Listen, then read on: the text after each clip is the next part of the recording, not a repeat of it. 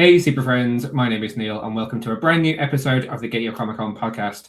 I'm joined by Aaron and Michael, and we are going to whiz around the multiverse for this week in pop culture. It's still a little bit quiet in terms of screenings and big movies for this year, though we are going to talk about Wuthering Heights. Whether you fall on the side of fan or not fan of this slightly controversial film, we'll figure out whether Michael or I ended up liking it or not. So we're going to talk about a few of the things that we've been watching, a few of the big news stories, some of what we've been reading in comic books, and just generally have a bit of a catch up. So I'm going to come over to Aaron first. How you doing, my friend?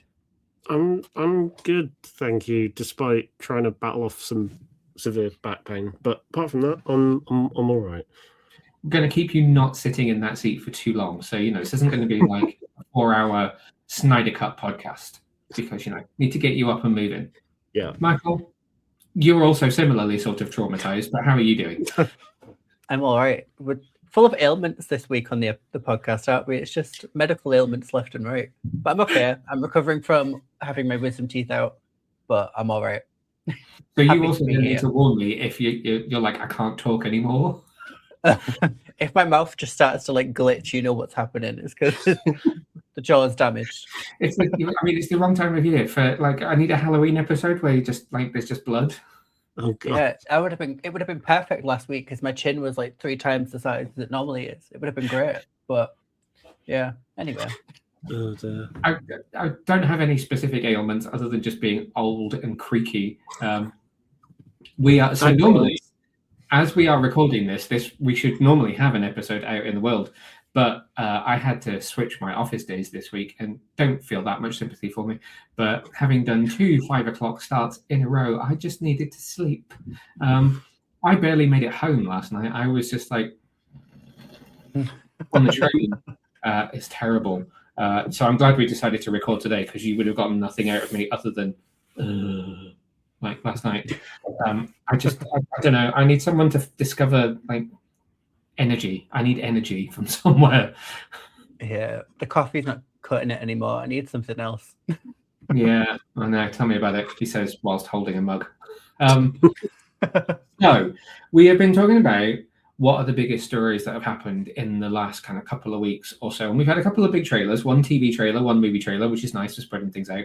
In fact, this is pretty impressive. We've got a TV-ish trailer, a film trailer, and then some comic books. So we're going well-rounded in terms of the things we're going to cover. But let's start with a trailer that released yesterday online, which is for The Mandalorian and Grogu, which I'm trying to... One thing I realized I don't actually know about this film because I know so little about it is it actually called Star Wars, The Mandalorian and Grogu, or are they dropping Star Wars from the title? I'm pretty sure it's just The Mandalorian and Grogu. I think they've just dropped Star Wars entirely. So this trailer released yesterday after a not quite home run of a trailer, teaser, promo at the Super Bowl a couple of weeks ago. The film is out on 22nd of May, so we're not that far away from release for this to finally be a trailer coming out now. I have only seen the first season and most of the second season of The Mandalorian. I do not. It's not my vibe. For me, it's too repetitive. The whole get in the ship, fly to planet, crisis on planet, Grogu in danger, save Grogu, leave planet, new planet, repeat. It just doesn't vibe with me. But what did you guys think of this trailer? Aaron, are you on board? I mean, I'm more on board from this trailer than the first one because the first one just felt like a trailer for a 4th season of the show. Which, again, don't get me wrong, I do like The Mandalorian, but I deliberately haven't finished season 3 just because, similar to you, I thought it was getting a bit repetitive. But I loved season 2. But this new trailer instills me with a bit more hope because it actually looks and feels a bit more like a film. I don't really know what else to say other than the fact that I was not expecting to hear Martin Scorsese's voice just right at the start. Yeah, that threw me off a little bit. Yeah, that was an incredible piece of casting. I heard it as well, but I'd already seen a message in our group chat that mentioned that was that Martin Scorsese, and when I heard it, I was like, "Oh my god, it is!" But you're right, I agree with you. It does. this looks more like a movie. I understand a little bit more that it's one big episode rather than like a full season being told in the space of a movie, or just an episode being shown at the cinema. Michael, what did you think? So I'm going to disagree with both of you, actually. This is quite funny. I thought it didn't feel like a movie. I thought it felt like just a TV show. Yeah. I don't know what... I've been thinking about it all day because I love this show. I love the animated TV show like Clone Wars. I'm a Star Wars fan, and I love Dave Filoni. But yeah, there's just something about the trailer that didn't feel like a movie trailer to me. It felt like a TV show. I don't know if it's because I'm used to it being a TV show or... This is... Yeah, I haven't spoken to that many people about it kind of outside of film critic land, so I don't really know quite what the flavor is out there. But I feel like a lot of people are going to look at it and go, did it need to go from Disney Plus to the cinema? Yeah, I guess that's kind of the question, isn't it? Like, I'm watching it and I'm not seeing anything that I've not seen them do on Disney Plus. So they've not like elevated it enough for me. That's not to say it didn't look good. It did look good. Yeah. And Grogu eating random things and pushing random buttons, I am there for. I think it's so cute. But yeah, it just didn't feel like it went to the next level that I wanted. But yeah, it still looks good. It's a tricky one from my perspective because also I think like this film, like the trailers are a bit mixed, but I think with the actual film itself, they really need to prove that it warrants a film. Because at least with all the films that have come out in Star Wars, like since the Disney takeover, they've all felt the need to be a film. Even like the Star Wars story ones like Solo and Rogue One, they warranted it. They felt like it. And subsequently all the TV shows have felt just the right scale that it works as a TV show. Whereas this feels like the first film where it has to kind of earn it in the end product. I've heard that like the footage they showed what's it called? Star Wars Celebration last year. Yeah, where there was like a whole one-take action sequence of Mando just killing stormtroopers left and right inside an AT-AT. Like that, I haven't seen it obviously, but like just the concept of that does sound like okay, they are pushing it a bit in terms of what they do in camera and that. But like again, I can't really judge anything now. I just will need to see the end product to confirm it's a hard one, isn't it? I think I what's interesting. Sorry, no, please do go. I was going to say what I find interesting about the TV show is they've brought in like a lot of different directors. Like Bryce Dallas Howard is like obviously famously a director in like a few episodes, and I just feel like it maybe lacks that like cinematic oomph. And I don't know if it's because they're reserving it. Like you said, there's stuff in there that we're not seeing intentionally, but I think it's going to be interesting. I'm hoping they've got way more cameos and more tie-ins to like the Filoni-verse, like Ahsoka and Rebels and stuff. So I think that would be really cool as well. Yeah. No, I do think there is. I've forgotten the words as I'm saying them.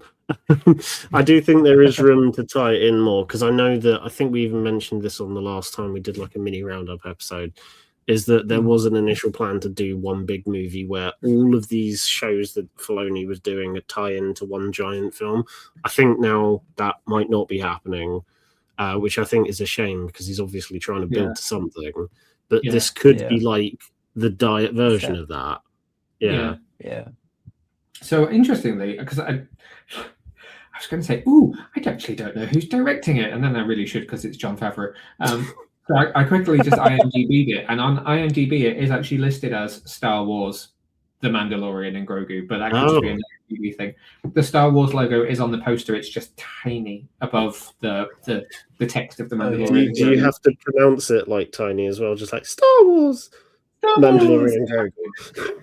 Yeah, it's such an interesting cast list as well. It's great to see Sigourney Weaver in the trailer. I think she could be really, really fun for it. I had forgotten that Jeremy Allen White is in there too, as Rotter the Hutt. And obviously, the cast list now reads Pedro Pascal, Martin Scorsese, although his character doesn't have a name, so he's currently just voice. I love that. I hope that his alien character is just called Voice. voice. And considering that alien's got 4 arms, I really want it at some point to do the Absolute Cinema meme, just with the 4 arms, just to complete the thing in my head. Yeah, there's no runtime for it yet, so it's going to be interesting, I think, to find out how long it is as a movie, because obviously something that gets talked about so much with Disney Plus shows is the length of episodes, and whether like 1 week it's 32 minutes, the next minute it's like 28, and then it's 42. So it's going to be interesting to see how much they can stretch it out into a film for. Yeah, true. I don't know. I'm very, very on the fence. Me too. I'm hoping they actually address the questions that like the TV show's not done yet. So obviously Grogu's like powers, like the Force and all that kind of stuff. I hope they actually address it. Otherwise, it's going to be so frustrating. But I have faith. They kind of allude to it in this trailer, but they seem to. Yeah, he seems pretty powerful in the trailer. I think the biggest fear is that they end up relying on him to sell toys. Yeah, I did see someone actually on Threads say that this entire trailer feels like it's just advertising a ride at Disney World. It doesn't feel like a trailer for a film. And I was like, that's actually a really interesting take, especially when you consider like the merchandise and stuff. So yeah, I don't 100% agree with that though. I do think there's something here. I just need to see it to believe it. Yeah. I read a really interesting interview with the showrunner of The Acolyte, which is obviously quite, I mean, I enjoyed it, but it was quite controversial in the Star Wars space. And they hit the nail on the head, and I'm going to completely butcher the analogy. But essentially what they were saying is they feel like where we are right now, if you look at, apparently they were a really big Star Wars fan, and they were really big in the space of looking at what fans were saying in fan YouTube channels and podcasts and stuff. And they were saying that very much they feel like right now Star Wars has reached a point where the actual product of Star Wars, like Mandalorian and Grogu, Ahsoka, whatever it might be, is almost less relevant than everything else that everyone is talking about around it. And that there's almost more cultural impact on what the fans are saying about Star Wars than on the Star Wars product itself. That's quite true, really. You hear more about what people are saying about Star Wars than you almost do about what is happening in Star Wars itself. I feel like that is, considering it's from the creator of The Acolyte, I feel like that show best sums that up. Like, more people were talking about like the possible controversy of it and like why it's good and why it's not good, and not actually looking at the show itself, because similar to you, like, it's not my favorite show, but it's better than I think people give it credit for, and I think it did pick up about halfway through. But you wouldn't realize that from the amount of discourse that was that was all over the internet when it came out. It just kind of got what's the word? It kind of got suffocated by its own discourse, I guess. And that's to lead that back into Mandalorian. I just wonder whether this film now exists because, firstly, we haven't had a film in several years, and it's strange to not have Star Wars be in the theatrical space, given that's where it came from. But then at the same time, Mandalorian, and I really don't want to piss anyone off by saying this, but you'll get what I mean. It's safe. As Star Wars goes, if you want to take something in this that you've got in Star Wars that is successful and try to put that on the big screen and have it replicate some success, this feels quite safe. Yeah, I agree. What I don't understand is why, obviously, there's so many like different things in the Star Wars world, like comics, games, whatever, that they could adapt. I don't know why they've not gone back and done like Knights of the Old Republic or even like the Survivor games, like the more like recent ones. Like fans keep crying out what they want, but they don't seem to be getting what they want. So I do feel for them. Yeah. Just to echo what you said, there's like tons of expanded universe stuff that like would just make for a great standalone thing. Like, God, I'm thinking back to like there's a book called Death Troopers, which I know there have been hints to it in like some episodes of Mandalorian. I think Boba Fett has also had a hint to it, but like that works just as a good standalone horror movie within the Star Wars universe.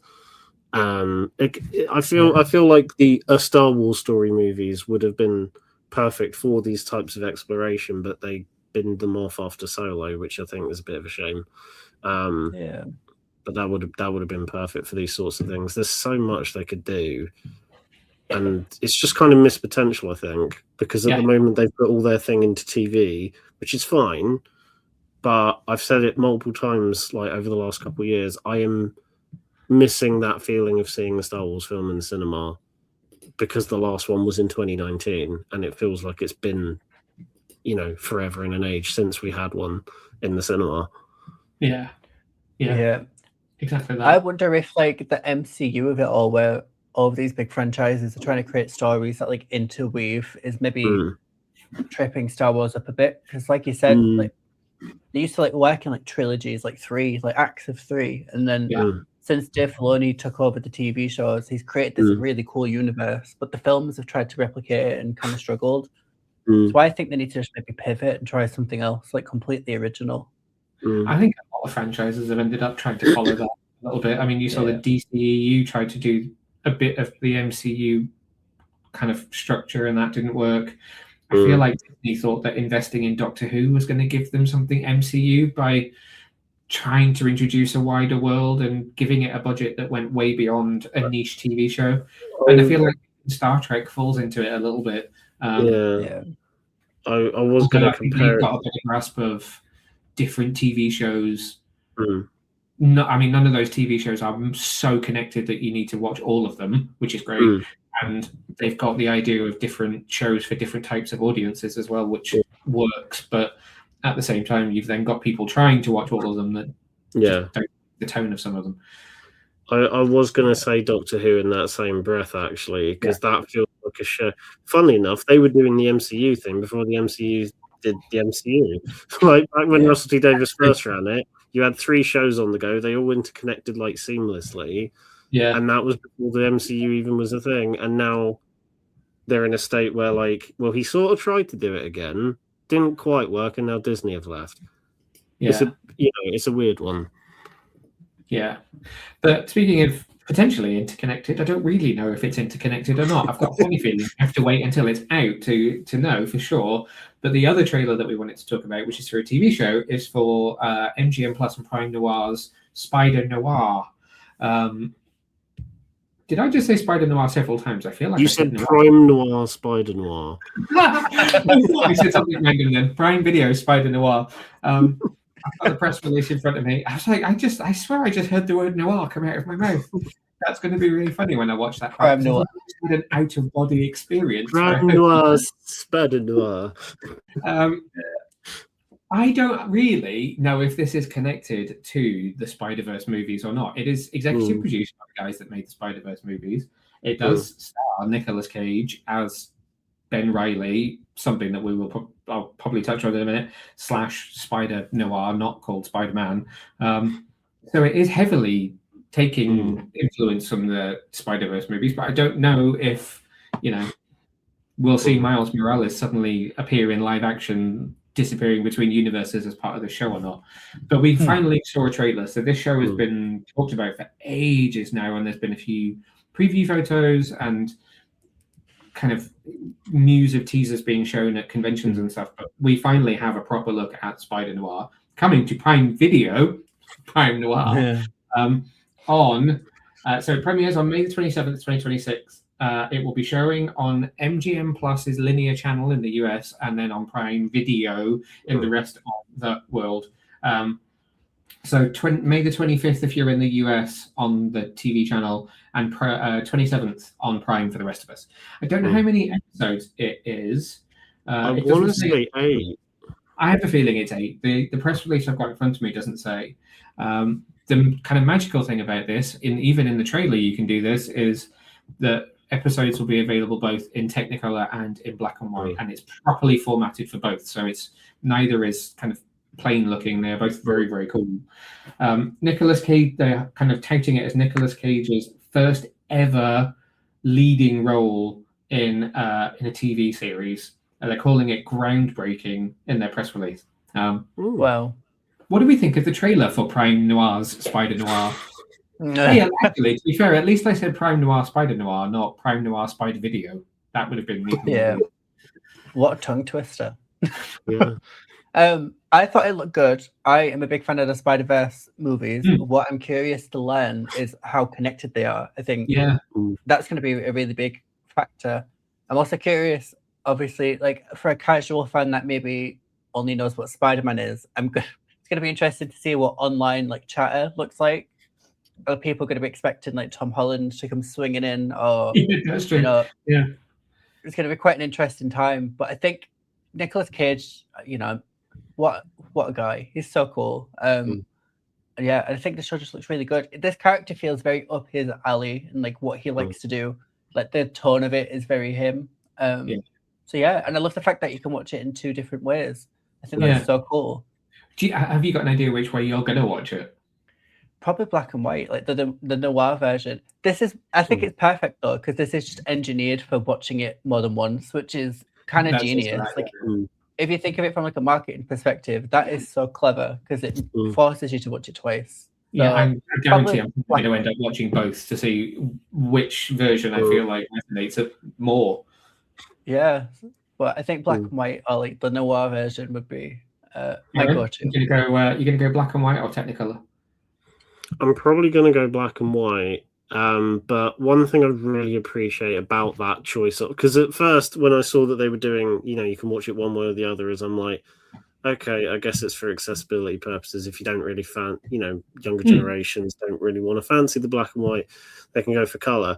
But then like I looked a little bit into it, and even just like the choice of that is very intentional, because a lot of things, like most things that would go for this approach, would shoot in color first and then transition it to black and white. This is the opposite of that, where they've actually shot it in almost like traditional film back in like the 50s and stuff. They've shot it in black and white first, and then for the color version they've colored the black and white in like an old Technicolor film. Hence why it's got like really saturated colors and stuff. So I really like the fact that they've done that. Like it doesn't feel like an afterthought. Basically, it feels no, it doesn't. And that's the thing, because I know a couple of people that watched it and they said they felt the black and white trailer had more impact, but I do think there's something really sexy about the color version, just because it's so saturated. It looks great.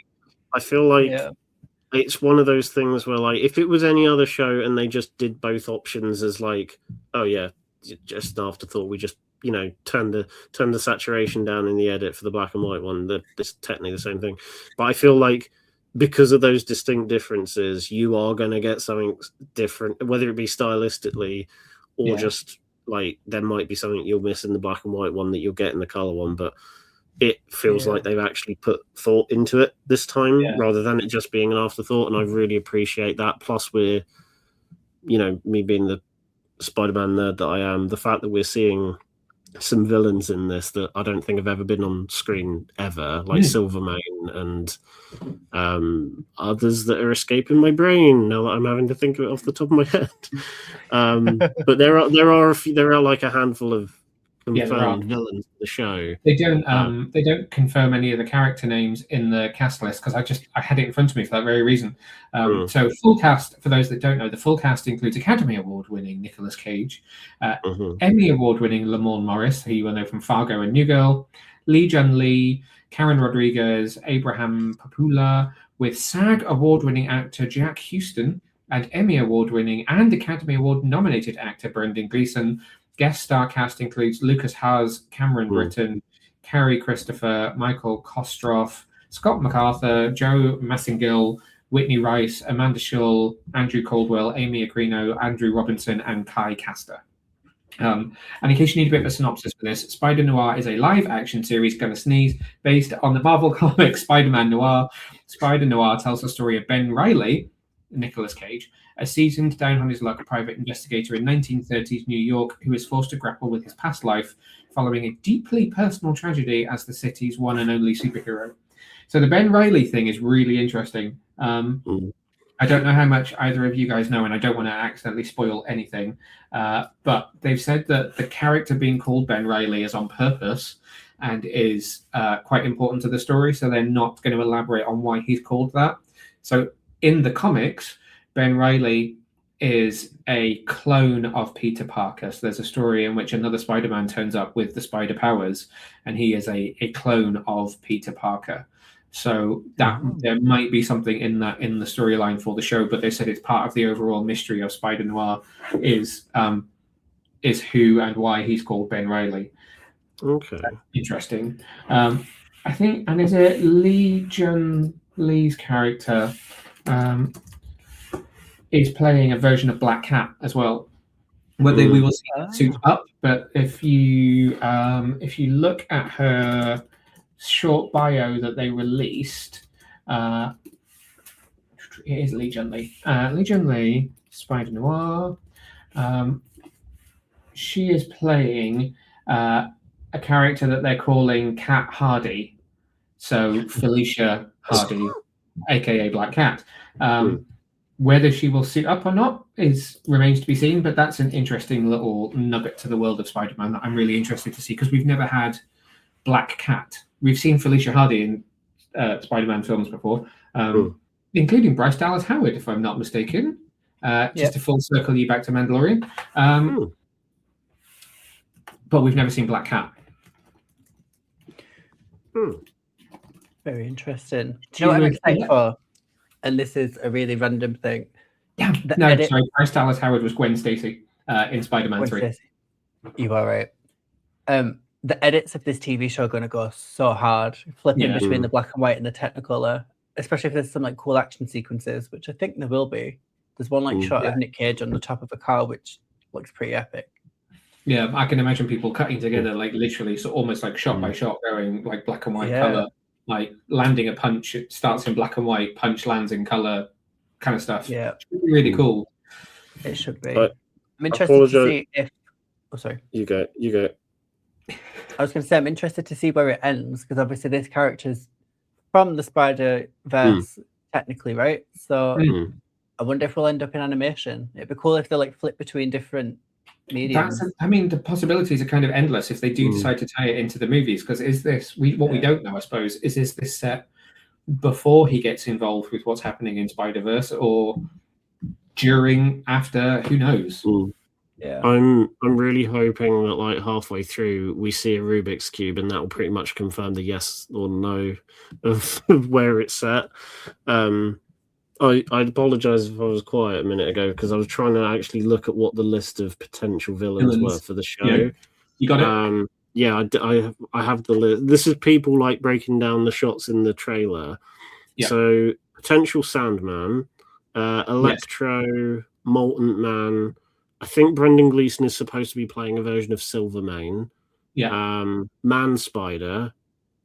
Mr. Negative apparently as well, which I think is quite an interesting one, because I didn't spot him, but someone is literally like, there's a shot of like a bird's eye view of an alleyway, and someone thinks that like this white character that's appearing in the bottom corner is Mr. Negative, because he's like the opposite color of what everyone else is. So plus Black Cat as well. So that's the list I've got. Whether it's actually in the show or not, I don't know. But that's what people seem to assume just from breaking down the trailer. You will find out when it releases on Prime Noir on the 27th of May. Prime Noir. That from now on. That's now its new name. I will let the PR team know that they need to rebrand the entire platform. Yeah.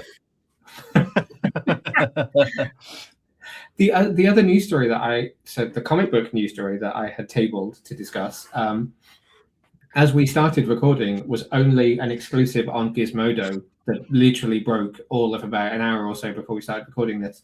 But the press release has now dropped into my inbox, so I have the official news. So this is a fun one for Star Trek fans. This year is the 60th anniversary of Star Trek, which I'm sure I've mentioned before. They've just announced, for those who are in the UK, a massive partnership with the Science Museum in London that's going to be starting in March and running through till September, where they're going to be showing most of the Star Trek movies on their IMAX screen, and they're going to have a Star Trek exhibit and a pop-up shop and stuff. This is comic book news. So IDW, you've heard me talk about the Star Trek comic book on this podcast before. It's been in my different versions of it have been in my kind of most anticipated and favorite things of the year. The main Star Trek book came to an end at the end of last year, and we've been going through this last Starship arc. But they've just announced a new flagship simply branded Star Trek book, which is launching in, he says, without actually knowing when the first issue drops. There's a 50-page anniversary special, which is releasing. They haven't announced the date for that one. Star Trek #1 and other Star Trek comics guaranteed. No, they haven't. They haven't said an actual date. Okay, sorry. This is how fresh this news is. Christopher Cantwell, who's a great comic book writer, is going to be writing a new Star Trek book, which is going to be the flagship series for IDW. But this is the really exciting bit. It is directly following season 3 of Picard. So the Star Trek legacy show that fans have been calling for a long old time, which does not seem to be coming to fruition just yet, is happening, but as a comic book. Okay. So if I read from the press release, beaming into comic book shops this September, but not an exact date, Star Trek #1 is the can't miss debut issue from this new blockbuster series. From Eisner-nominated writer Christopher Cantwell of Iron Man and Out of Alcatraz, and Ringo-nominated artist Dennis Minhier from Little Nightmares, Descent to Nowhere, and Hello Darkness, comes the epic story about the survival and legacy as a secret mission led by Captain 7 of 9, who brings the Enterprise G beyond the 4 quadrants of the galaxy for the first time ever. The Enterprise ventures into a hidden region of space where time fractures, minds unravel, and an unseen power manipulates fear itself, testing whether the Federation's ideals of exploration are salvation or the universe's greatest mistake. They've also announced a companion series called Star Trek 0 Point, which is from Hugo Award-winning writer Charlie Jane Anders of New Mutants, which tells the story of what happens while the Enterprise has vanished in the main book. And it follows Captain Raffi Musica, who people will know from Star Trek Picard, played really wonderfully by Michelle Hurd, as she commands a starship tasked with preventing tomorrow's disasters today, guided by a powerful AI wearing face of a familiar ally that may know too much and understand too little about hope. Okay. Basically, 2 very cool new Star Trek series starting in September 2026. But literally picking up on the canon of the TV shows in present day, which is the storyline that everyone is crawling out for them to make more Star Trek shows in this time period. So big win on my say from IDW. But literally that news has just broken in the last hour or so. So it was a Gizmodo exclusive. Greg, who is the wonderful PR lead at Paramount, IDW, pinged me an email and was like, "You want to see this?" And now the press release is out. So I've got some preview art will be up on the website for people that want to go and take a look. But that's very, very exciting. For me, as a Star Trek nerd, it's very exciting. Love to spoil you. I'm not speaking very well today. I'm tripping over all my words. It's fine. Terrible. I can barely move my mouth, so it's fine. It's just how it's going. That's how it is today. And Aaron's just smiling through the pain. Yep. Speaking of smiling through pain, depends how much of a fan you are of Emily Bronte's. Is that how we're segueing it? Is that actually how we're segueing it? Oh, yeah. God. I say this because I went to a press screening of Wuthering Heights, and when the lights came up at the end of it, the person sat next to me, the wonderful Paul, said, what did people make of that film to those of us who were sat together? And I'm like, I kind of enjoyed that. And everyone sat around me said, well, that was shit. And so we had a bit of, there were some mixed opinions in the group, and it seems like it's reviewed relatively well. I haven't looked at Rotten Tomatoes in the last few days to see where the score is currently sitting. It was at around 71% at that time, which is pretty good. Its current score it's fallen to 59, so it's fallen into Rotten in terms of critics' reviews, although the audience score is 78%, so it's still fresh when it comes to the audience score. But Aaron, I know you haven't seen it. I have never read the book, so I am a total Wuthering Heights Luddite. Michael, you've seen it. So what did you think of this film? I sit squarely on the fence. I'm I don't love it and I don't hate it. I did read the book. It was a long time ago though, because I read it at school. And it is loosely inspired by the book. It's not a true adaptation at all. And I think for some people that's a ding, and then for some people that's they're not bothered. Again, I kind of sit on the fence. I'm not I'm not super offended if a movie doesn't truly adapt something and is loosely inspired by. The thing that missed for me was the book. Heathcliff is a person of color, which was a bit of a sore spot. I can understand why people are frustrated at that. My main takeaway, though, what I was really frustrated at was Margot Robbie's accent took me out of the movie. Like, really, I couldn't tell. Yeah, like I was like, is she English? Is she just Margot Robbie? Because everyone else around her was so unbelievably like Yorkshire, and then she was just Margot Robbie. And every now and then, like when there's one scene where she sat on a swing, and like she kind of crosses the swing and turns around, it was just so Harley Quinn, and I just couldn't not see Harley. And then she's got these really insane outfits on, which are truly There's quite a lot of red and black in her outfits, which does not help you segregate the Harley Quinn from Yeah, she's got this big like blonde hair and big red and black outfits on. I was like, it's just Harley Quinn. But yeah, I sat on the fence with it. I think my, adaptation and accent aside, what kind of annoyed me the most was in moments it's really surreal and really dreamlike and really over the top. And I loved that. I thought it was so cool. And then other moments it was just kind of like a BBC version of Wuthering Heights. And I really wanted it to lean into this, like, almost like Poor Things, like that kind of style of just like over the top crazy. And it never quite reached it. So, yeah, I sit on the fence. It is interesting, isn't it? Because I have never read it. And I think that is a benefit if you're going into this as a first experience of the story. I had a broad strokes idea, although none of what is Act 3 of the film, which I guess is like the middle of the book, the kind of how do things end for Heathcliff and Kathy. I didn't know any of that. So that was a surprise. So I went in expecting a mildly horny, like, not rom-com, but romance. And it wasn't it was definitely mildly horny. Wasn't really very romantic.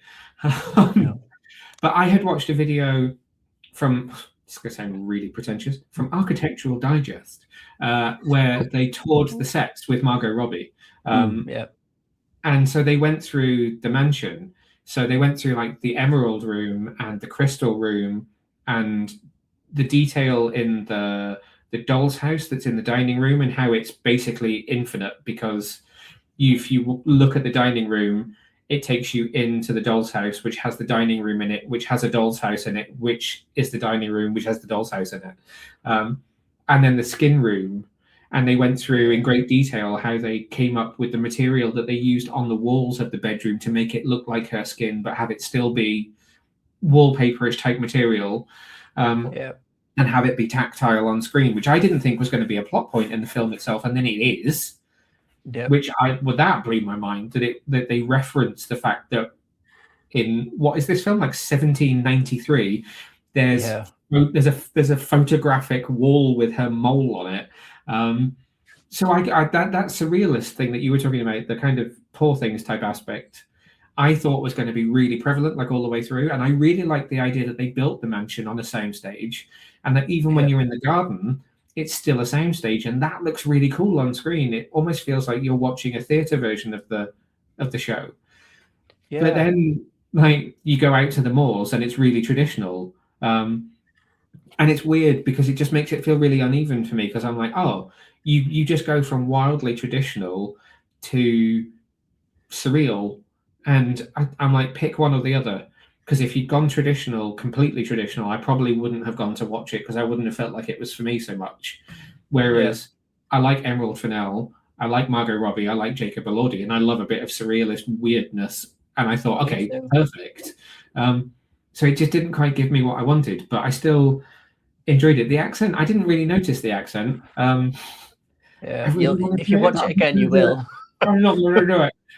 If you've watched my little reaction reel that I did, Jacob Elordi, well done for the northern accent. It was a little bit Oasis.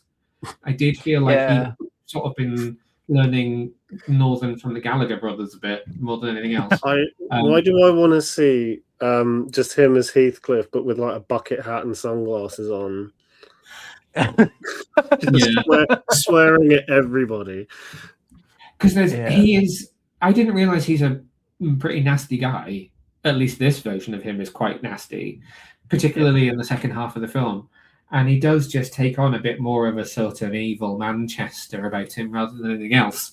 Like that whole like Kathy, I've done it, Kathy, like Kathy.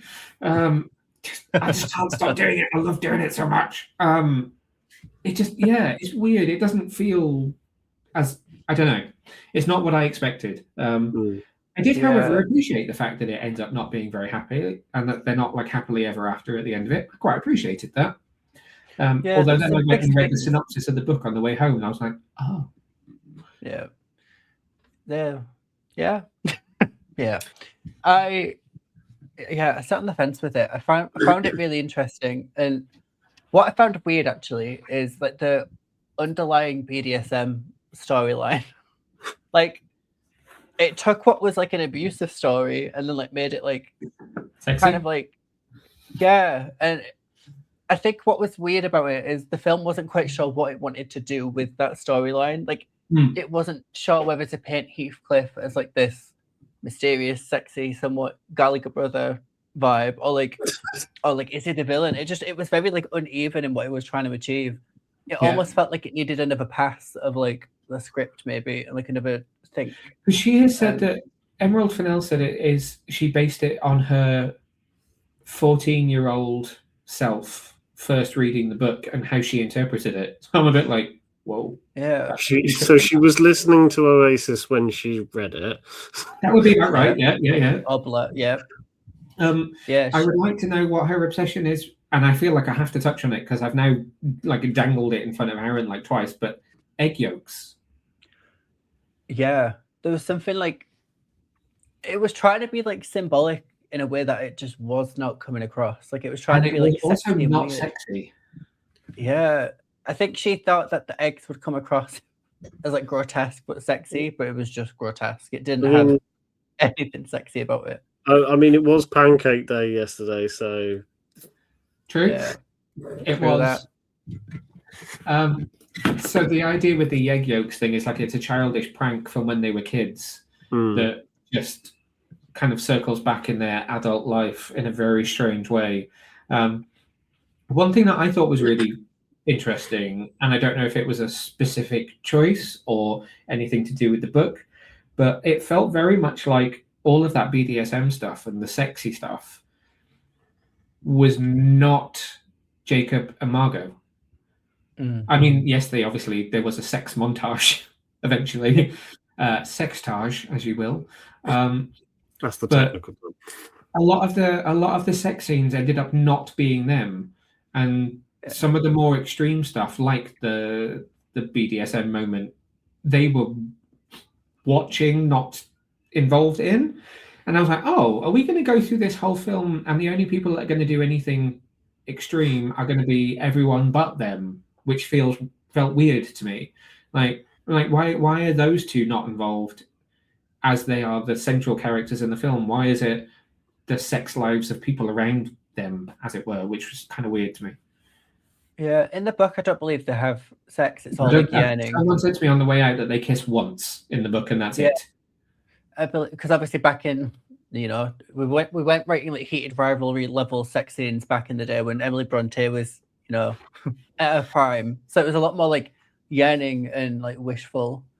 So it was quite strange, like to watch them like not really, because the whole film was marketed as like the greatest love story like ever kind of vibe.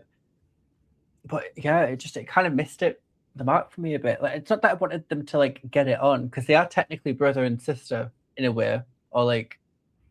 Well, yes, that's true. Yes, they are. But then also, like, he's considered her pet. I guess technically, that's what there's just a lot going on.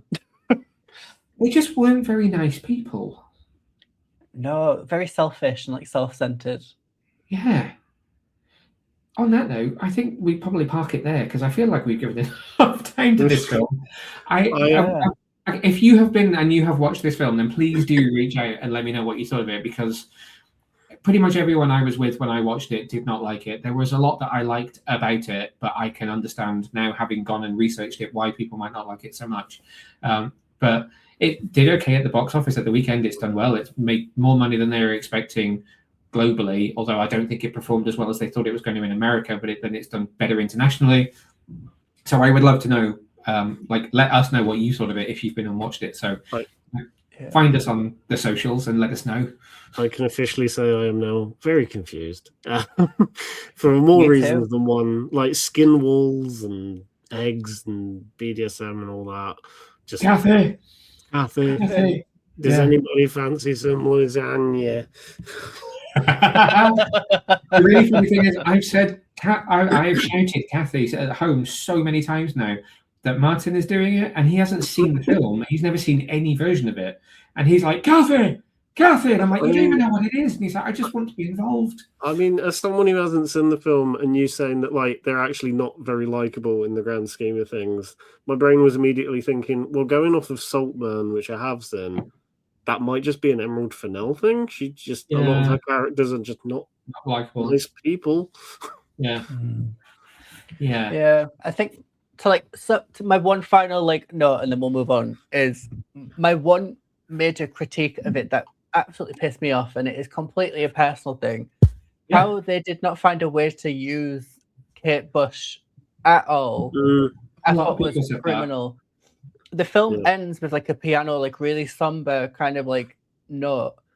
And I thought it would have been a really cool touch to do the song Wuthering Heights by Kate Bush as a piano version. Or there's been a clip of Margot Robbie doing the dance, the Kate Bush, having that old school rom-com style, but on as the trailers, as the credits are rolling, having the cast do the dance would have been really cute. But no, it didn't.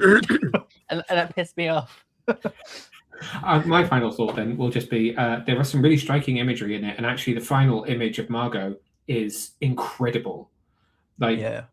I just for comedy's sake, there was a group in front of us of people who I will say are probably traditional fans of Emily Bronte and this story. So I was watching their reactions a lot throughout the film. And as we were leaving, I heard them say they thought it was perfect. So I was like, cool, okay, clearly there are some Emily Bronte fans who are going to love this. And, there were moments when basements were flooded. There were moments when people were quite sad. And that image of Margot, that final image of Margot, had one person sat in front of me, not quietly sobbing, but properly and I thought, okay, because I felt it. I genuinely it got me. I could feel it in my jaw that I was getting quite emotional about it. So I do think there is some very, very striking imagery in it. It's just other bits that don't land so well. Moving on to some characters that are entirely likable and in no way, going to split the audience in half. And are not deplorable people, and are lovely and wholesome, Muppets. What a segue. I'm trying to some really stellar segues this episode. Unfortunately, now with that segue in mind, I'm just envisaging Muppet Wuthering Heights. I was just going to say, Miss Piggy is, Kathy. I can see it. Yeah. Sorry. Love so it. I haven't seen this. This is a Disney Plus special, or is it? It's a special, a one-off, isn't it? Yeah, I think they're testing the water with this special, and then depending how well it does, they'll do something pretty much along the same line again, just a bit more regularly. Yeah. So all I know is it has that person, Sabrina Carpenter, in it, and I don't know who she is. So the whole concept is the Muppets bringing back their iconic The Muppet Show, which is almost like an SNL variety situation where, each day, Miss Piggy's going to do a number, and then whoever's going to do a number, and they'll have a special guest. And Sabrina Carpenter is the special guest, who I'm a big fan of.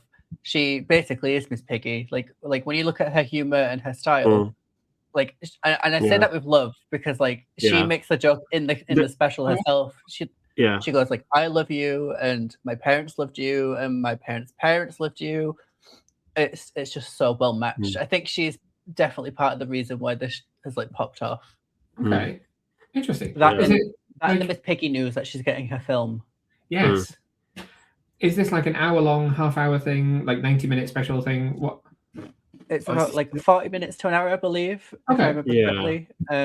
Which is really about good. the length the show used to be back in like the 70s. I'm pretty sure. But it works. It works so well.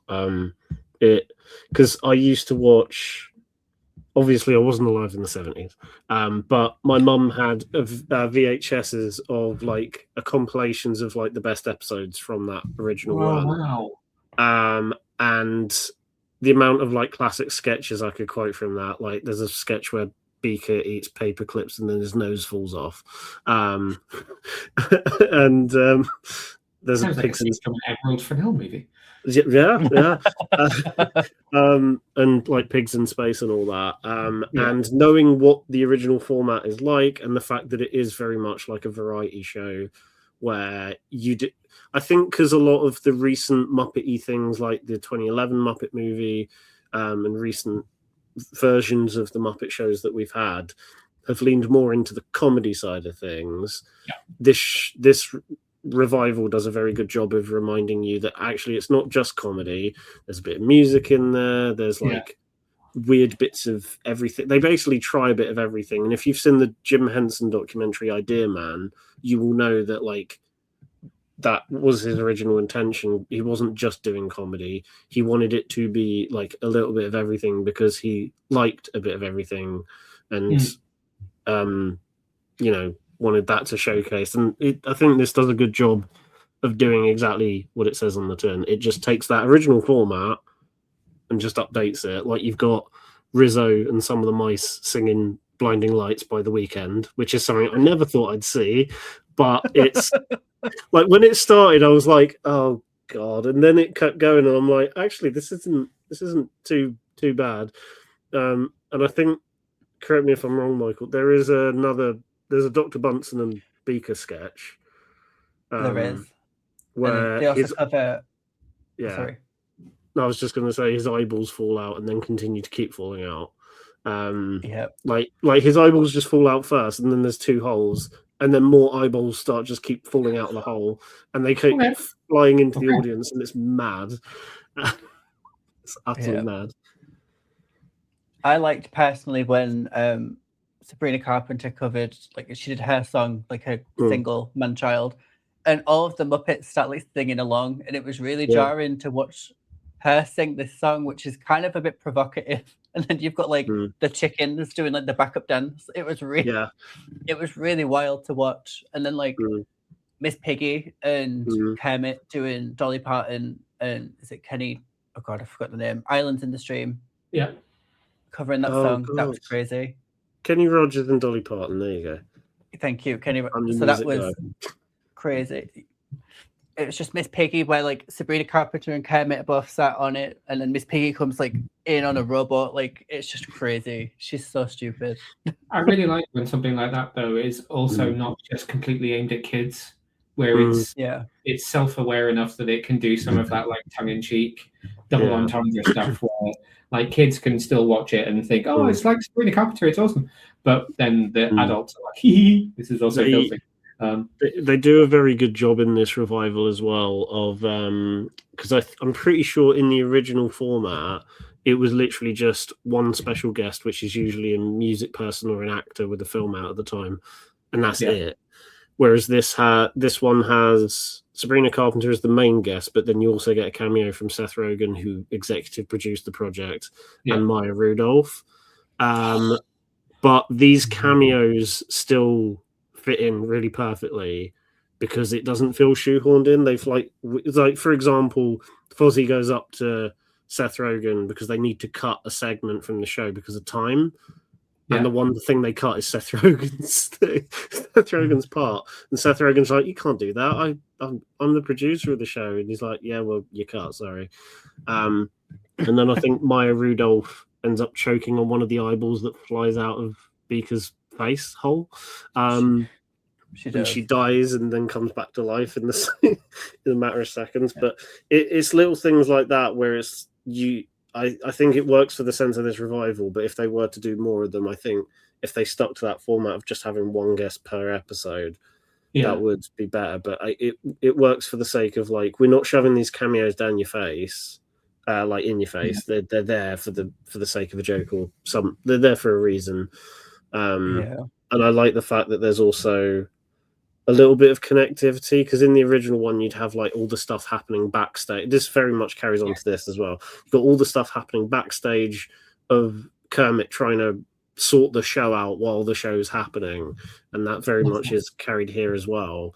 So you've got all these individual segments plus this recurring storyline going on in the background. But this one also does have a couple of jokes that it starts right at the start of the episode, and then the joke just eventually keeps popping up. The main one is, I'm trying to think, it's Gonzo being shot out of a cannon, and as he's being shot out of the cannon, he's reciting every Best Supporting Actress winner in like as he can, and he gets shot out the cannon. That's right at the start of the episode.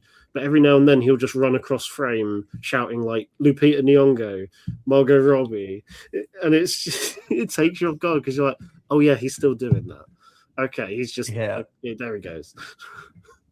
What I found so impressive is when you think of the Muppets, I feel like they've tried everything when you think about it. They've had like a sitcom on ABC. They've been around for so long. So like when I went into it, I am a fan of the Muppets, but I was kind of nervous that they'd maybe feel a bit stale and we've seen it.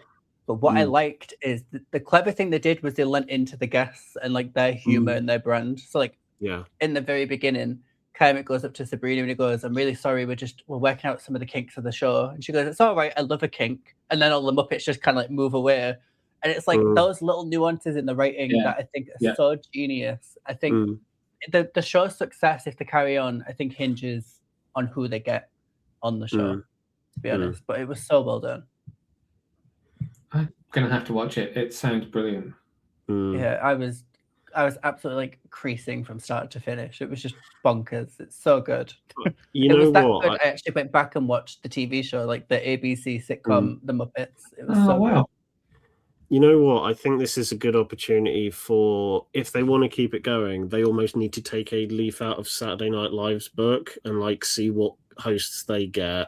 Like immediately, the first thought I'm thinking is like Ryan Gosling does a great job whenever he's on Saturday Night Live for the sketches and the presenting. Yeah, he does. He would be perfect for something like this, and I feel like they need to take a leaf out of.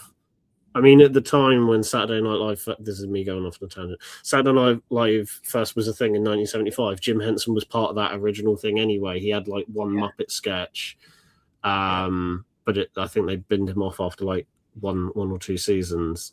So I think this is like the perfect middle ground. If they continue to do a Muppet series, I feel like they could find a way of just like, we can borrow stuff from Saturday Night Live and they can borrow stuff from us and vice versa. Wouldn't it be interesting if one of us on this podcast had a wish list of people that could be the guest host? Well, would you believe I have a lovely list of people that I think would be great? I am shocked. That's one hell of a segue. Here's one I prepared earlier. Right. I was thinking about SNL, specifically the clips that you see that circulate on like TikTok and Instagram of like these bite-sized bits where the celebrity's just gone like all in, they've lent in completely. Yeah. So I've got a list. I'll fire them off. I'll do a couple at a time. So first on the list, I think Ariana Grande would be quite good. I think pop star, kind of like Sabrina Carpenter. She's quite funny. Jim Carrey. I think Jim Carrey in the Muppets world would make so much sense. Yeah, you just think of his humor and like what he's like as a human. Would love that. RuPaul, I think. Oh yes, that would be so funny. I need RuPaul and Miss Piggy to have a diva off and like just have like the heels and the hair going on. And RuPaul's humor, like it's just so unique to RuPaul, and that with the Muppets, I think would be great. Sticking in the Drag Race realm, Trixie and Katya, who you may or may not know, but I think those two would be great. I think Jack Trixie Black would be hilarious with them. Yeah, because she does kind of look like a Muppet already, like the makeup and the hair. Like she's actively said, like, I am just Miss Piggy. So it would be crazy to see them to interact with. Jack Black. I think Jack Black would be, again, kind of like Jim Carrey. He's got a very unique brand as a human being. So it'd be cool to see him and what he'd get up to.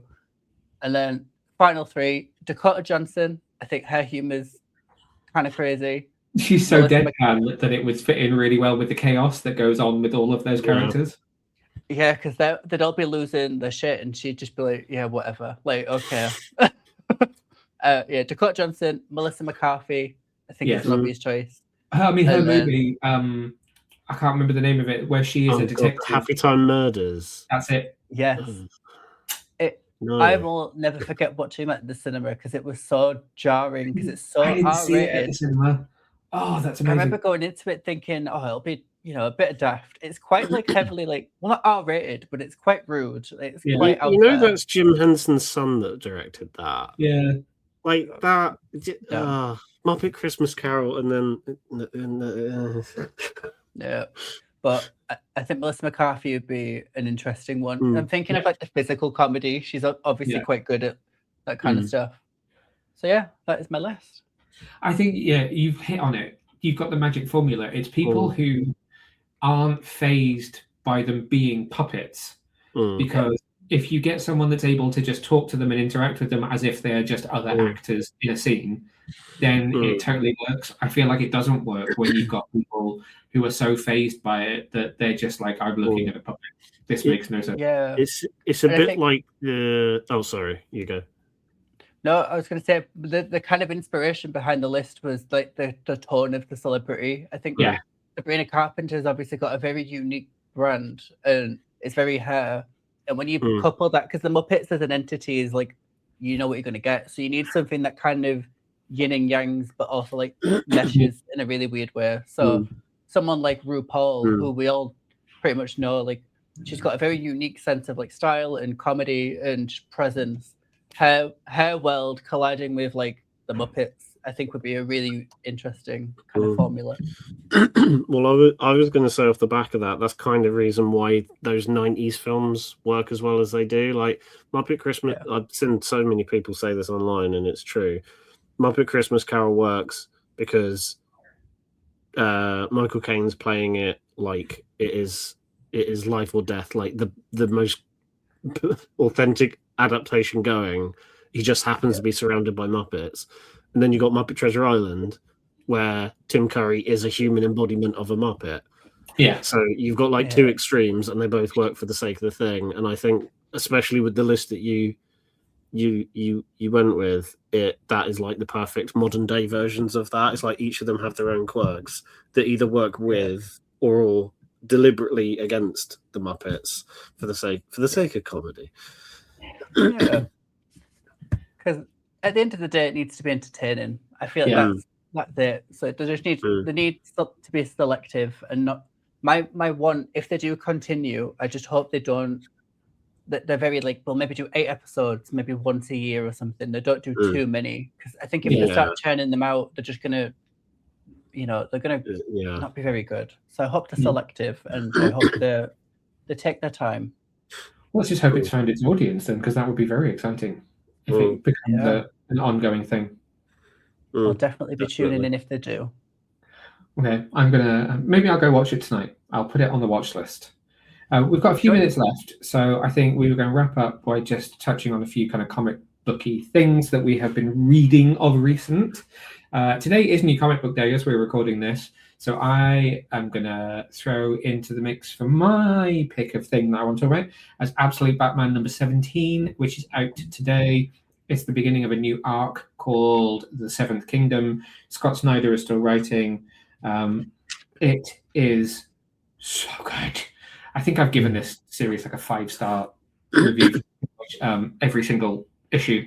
But this is the introduction of Poison Ivy to the Absolute Universe, and she is unhinged.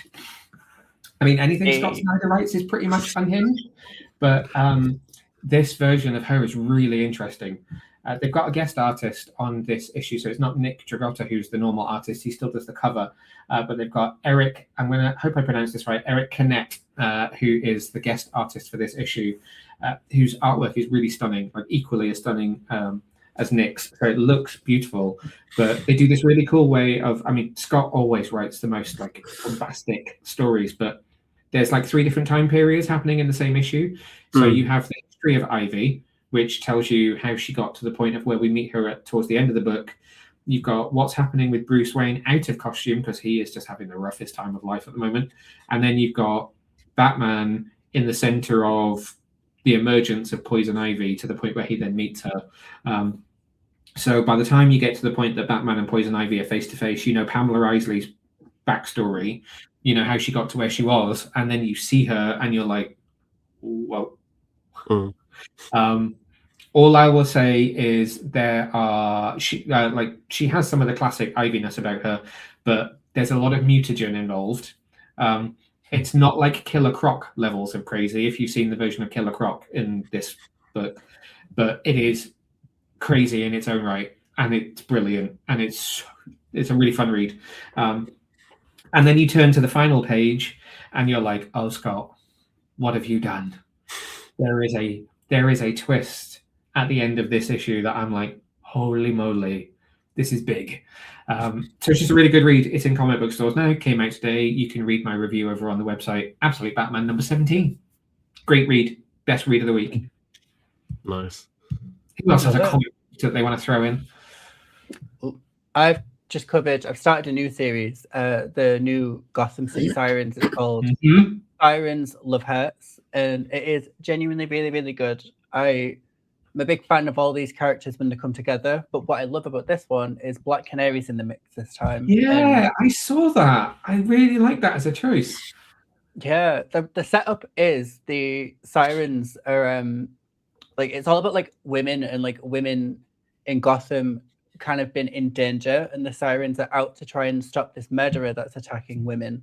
Yeah, and it's very modern in what it's trying to accomplish. Like the tone of what it's what it's tackling, like the topic matter is kind of sad. Like it's, you can see it in the real world, but you've got like Harley being like unhinged, so it balances the darkness with the lightness, if that makes sense. But it's genuinely a really good first issue. I am very excited to continue reading it. And I, on behalf of DC, I apologize to you about the fact that this one's not weekly. Yeah, how dare they?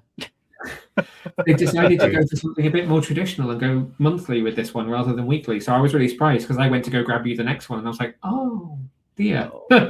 Yeah, it's genuinely, like, I could see this being like a really good binge read. Like the first issue I just flew through. So yeah, I'm excited for the next one. Nice. Aaron, I know you've been reading a few new things recently, and you are steeped in the world of DC Vertigo, amongst plenty of other things. But... Yeah, I've got a little handful of comics I want to just rattle through, all because they're all good/great in their own right. And I'm going to start with today's releases and work backwards, just because it makes sense. It makes sense to me. So the first one I want to mention is End of Life, issue 1. This is, like you said, a Vertigo release. It's so funny. I was not expecting it to be as funny as it is, but it's absolutely hilarious.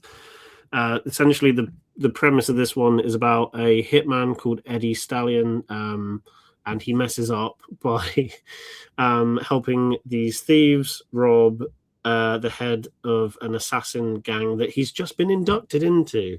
And what follows is him trying to dig himself out of this hole. Nice. I mean, the opening page is him on his phone, him on the phone to his handler, just saying fuck,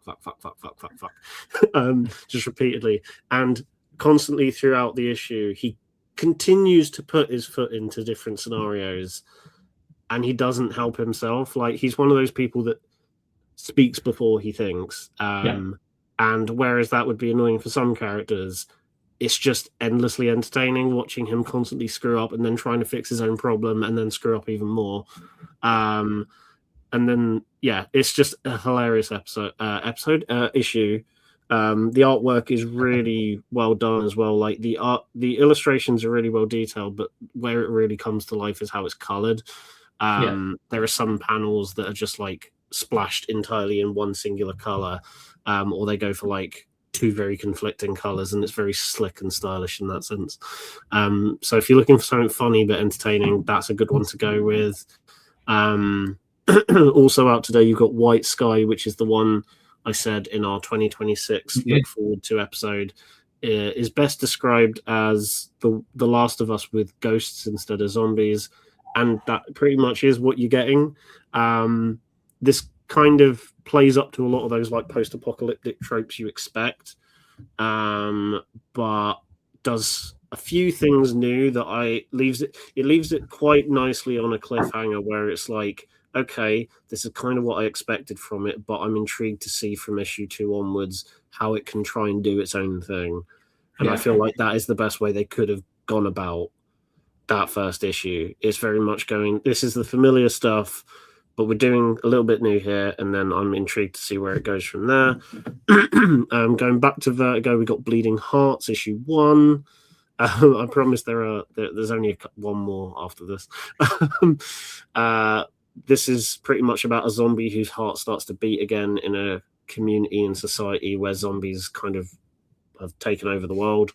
And it's very much following his thinking in terms of like, he basically starts to get his consciousness back, and he's starting to think about like what life was like before the zombies were a thing, and all the other zombies around him couldn't give a flying fuck. They just want to eat humans, and there is a bit of humor around that. Again, this is quite a funny book. It's not as funny as End of Line, but when you hear the names of the zombies that they've given themselves, I was literally like, I just had to stop reading for a minute because some of these names of the zombies are genuinely quite funny. Like one of them is called Unhinges Jaw and eats crying baby, and another one is called Finds whole family in basement and eats them himself over a course of a week. Like that is their actual zombie given name because of the way their society works. Just like, no, you're not got like Dave and John and Sarah. You've got that. And I love it. And the last... It's almost a little bit... That's put me in mind of that Nicholas Hoult movie, Warm Bodies. Yes. Funny enough, when I was reading it, I'm like, this is like the comic equivalent of Warm Bodies, just with a bit more humour injected into it. Yeah. Again, nice. Similar to White Sky, this kind of ends in a place where I'm just intrigued to see where they go from there. Yeah. And the last comic I want to mention very quickly is Spirit of the Shadows, which is currently my favourite thing I've read so far this year. From Oni Press? Yes, it's from Oni Press. Honestly, read it just for the art alone. It is one of the most stunning things visually I've ever read. Like, I cannot compare it to any other comic stylistically. Yeah. But thankfully, it's not style over substance. It very much makes up for it with its characters and thematic approach. It is honestly gorgeous to look at, this comic book. I might I might have a second issue lurking in an inbox somewhere. Which I was very much like to cover that. Very much so. That's it. The preview artwork for it looked incredible when I covered it. It looked so... It almost had a slightly Batman the Animated Series type design language, but then super colorful and bright. Yeah, I think I kind of summed this in my review, but like the artwork is very hard to describe because they are literally taking so many different art styles from across history and just mashing it into one comic, which sounds like a disaster, but the way they've done it here is like I said earlier, is unlike anything I've quite seen before, and I think that's why it works. So like some panels and pages look like they're from a Jack Kirby comic from the 60s. Others like lean into like a graffiti style. And then like you said, Batman the Animated Series does sneak in there a little bit as well. Plus the main character looks like he's dressed up ready for Mardi Gras. And yeah, you've just got a million different visual styles all working at once, but it never feels conflicting. They're very much like, it's like I don't want to sound pretentious here. It's like a kaleidoscope. You know what it is? It is like a trippy 70s kaleidoscope from the preview artwork. I have just dropped into the studio chat the link for issue 2. It's actually out next week, as it turns out, and I've had it in my inbox for about a week and a half. I'm very sorry that I've only just realised. No, that's fine. I have passed that over to you. I'm definitely covering that. I'm saving that link. That about wraps us up for this episode. I think that's a nice little whip round the multiverse. Bit of TV, bit of comics, bit of movies. What more can you ask for? Coming up in the next couple of weeks, Scream 7 is finally hitting cinemas now on February the 26th in the UK, not the 27th. They've moved it up by 24 hours, which is really funny because they announced that very, very quietly, and then posters started appearing on bus stops all around London and on buses, but all with the February 27th date, not the 26th. But that is in the cinema from February the 26th, and I am seeing it on the 25th. So I will be able to talk about that next episode.